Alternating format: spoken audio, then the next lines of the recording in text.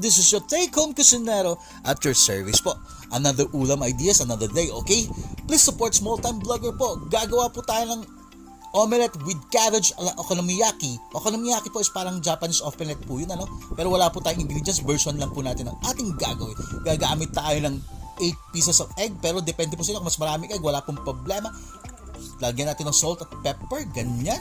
Then, sutayin natin ang ating bawang sibuyas, dagyan natin ang ating sausage, lutuin po natin ang ating sausage, okay, para lumabas pa yung extra lasa niya, okay, mas masarap, mas yummy, okay.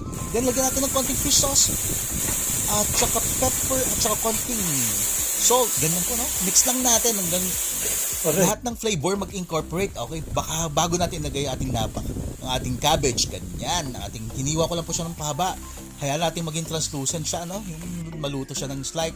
Ilagay natin ang mortal sin ng pagluluto, ang shabu at marijuana ng pagluluto.